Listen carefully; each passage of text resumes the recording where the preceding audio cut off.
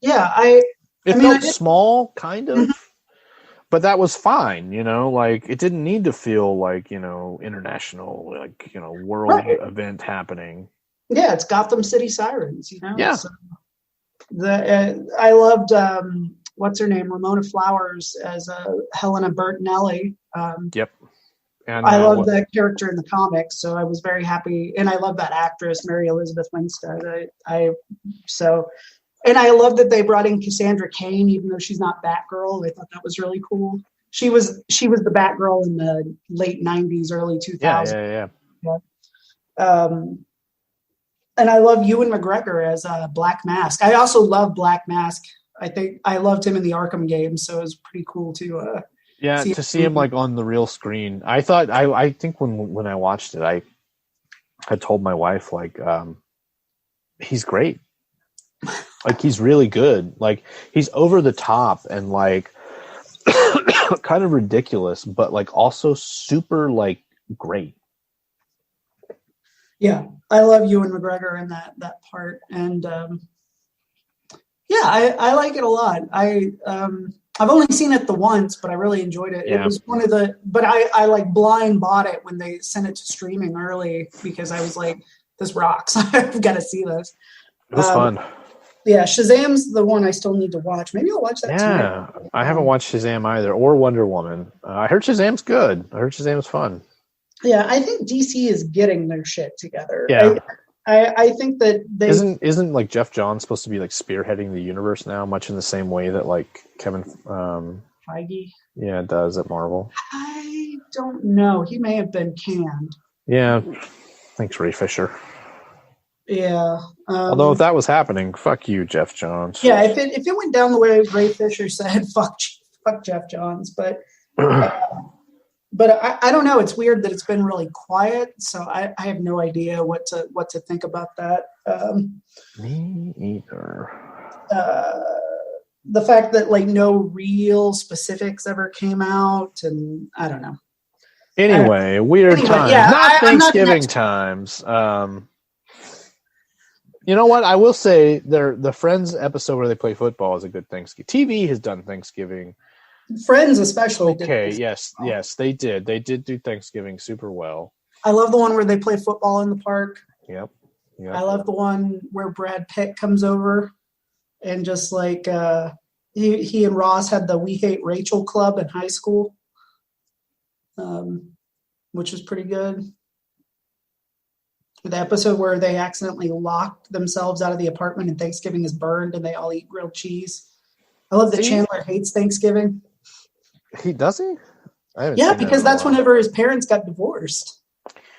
That's fair. I guess, it's weird. I've been watching that Michael Jordan documentary on Netflix. Like I watched it like twice and I really like it because I was really into the Bulls in that time period. And it's very nostalgic for the 90s with me. And like Friends is one of those shows too, where like when I watch it, I'm very nostalgic for the 90s. And like, I understand completely now. Like, I don't know if you remember this, but like when we were kids, like 50s nostalgia was like the big thing. Like it was a huge thing. And it was like, I understand now, like why like people were really into that because like it's again like chasing the dragon, right? Like you're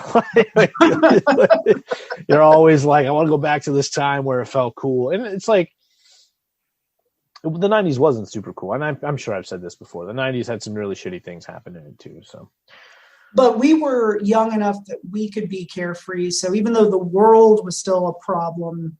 As it always is. We didn't have to. Yeah, the world has always been a problem. It's just we weren't living the hard part of it yet. And to be fair, we still haven't lived the truly hard things in the world. I mean, as far as things go, you and I have been pretty, we're more on the fortunate than unfortunate end of things. And I'm thankful for that. Yeah, me too. And I'm thankful for all of my friends. I'm pretty solitary out here in Alabama, but thanks to social media and texting, like I don't feel alone at all. So I'm thankful for social media, even if it has destroyed our democracy. Maybe our world one day. Maybe. Thanks for listening to us on a social media platform, I'm sure. I mean, look, every medium has its ups and downs, and this is, a new one, and hopefully we get it figured out. I mean, it seems like we've made some strides, but if they'll just take Donald Trump's Twitter account away, I think we'll be all set. He'll just go to Parler. That's fine. Fucking go. Enjoy. Yeah, I mean, I don't want to get into this, but I'm really I'm more worried about, like, basically what happens is there are two realities that people live in, and like what that means whenever like a large group of people like do not believe that what is happening right in front of them and like backed and verified with like stats and statistics are like, no, that doesn't jibe with my worldview, and I'm not going to listen to it. Like, we've been dealing with it for years. Yeah, I guess that's true on some level, but like it just feels like we've gotten well, and also I'm living it, right? Like I'm literally interacting with people now who are like believe in Q, like, and it's like, Jesus Christ, like what is happening? Like how can like you're otherwise a rational person like believe in QAnon? Like what is going on? But anyway, I don't want to get into that either. Ugh. Anyway, Thanksgiving's cool, but also a bummer. What have we learned tonight, Daryl? Or are we still? I don't know. No, I think it's a good time to wrap it up. We have learned some shit, man. Like we have learned. I got divorced. That number one with a bullet. That we learned that the Dean Martin hologram is expensive. But worth it. But the startup model there is it's interesting. We learned that the American celery industry is the backbone of American farming and society, if you really think about it. What did we call it? The spinal fluid of the American vegetable industry. Pop-up strip clubs are a problem in the age of COVID. So be careful. We did have 2 musical numbers, so everything we promised at the beginning of the show came true. That's true. We got real for a bit. We did get real. Who eats at Arby's, and how did Arby's take over the world? But then we also pledged to be a part of that takeover. That's true. We pledged ourselves to Arby's. We did. And my mozzarella and my curly fries is what Arby's is going to say to us on. The fellowship of the fast food. Yes, which Arby's is acquiring quickly. And then we talked about a little bit about Spider-Man in Hell, as behind you.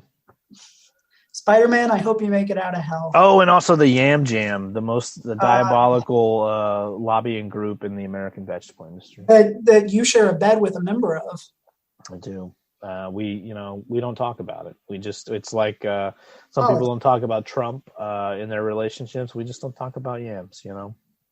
I grow them, I guess, in an act of love and democracy. Really, democracy, really, because all democracy is local if you think about it. Local to the house, to the stoplight at the end of your street. Like we all have to abide by the rules of reality. That stoplight's there. We got to figure it out. Like that's true. So anyway, that's what we learned this week. Obey the rules of reality, please. Unless you can bend them and make them better, in which case hit us. Save us. Yeah, come hit us up, and we'll talk to you a little bit about how we think you might be able to do some shit. Yeah, look, Mephisto, if you're listening, I'm willing to trade parts of my life away to make the world better. So just like if you want to erase my marriage, it's fine. If that wants to be part of the deal too, that's okay. Yeah, who knows? We'll see. We'll see what happens. We'll see how it comes up. Well, you don't dance with the devil, and you might lose something. Who knows? We'll see what happens. We'll keep you maybe updated. Something good, maybe something bad. You got to roll those dice, as our friend Rhodey would say, with the devil. Apparently. On that note, I'm Daryl. Bye.